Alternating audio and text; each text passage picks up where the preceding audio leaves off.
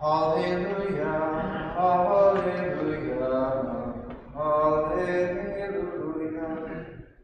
hallelujah, hallelujah.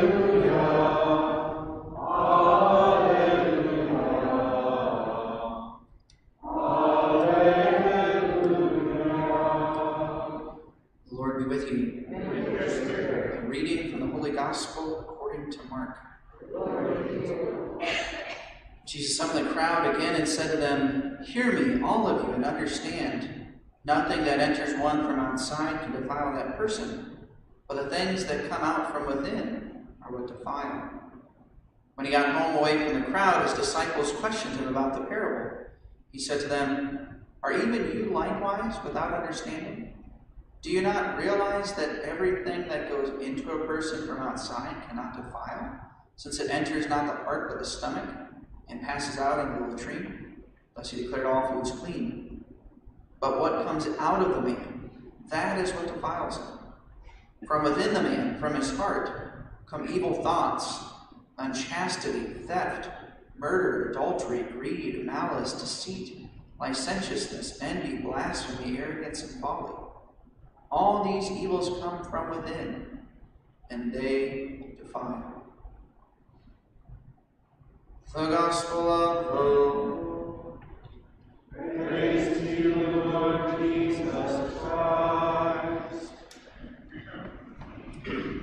So today we hear from chapter 10 of the first book of Kings, which is an exemplification of Solomon's wisdom, the wisdom that he asked for from God, and God granted him this desire. And we hear about this Queen of Saba, or Queen of Sheba, however the translation puts it, that she came from the east, right, to see and hear his wisdom.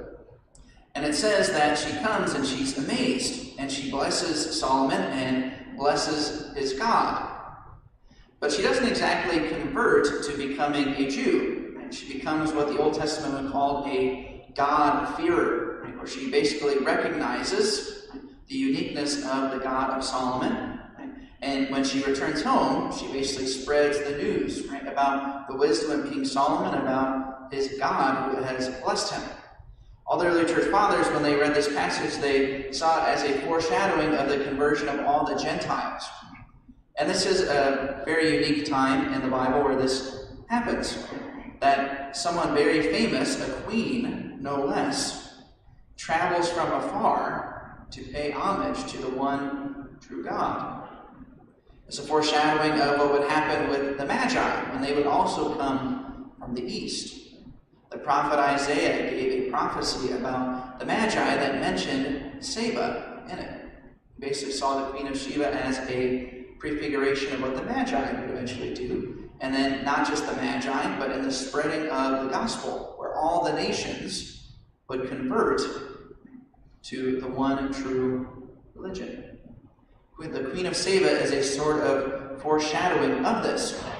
Also, many saints throughout the ages have also seen the Queen of Saba as a sort of intercessor for peoples in the world who still have not become Christian, or people who have abandoned the faith. Many people take recourse to the Queen of Saba when they pray for the conversion of Muslims, because the Queen of Saba hails from the same area that they, for the most part, are living today. So I think it's also a good thing for us to pray for people who we are praying for conversion, that we should pray to the Queen of Saba.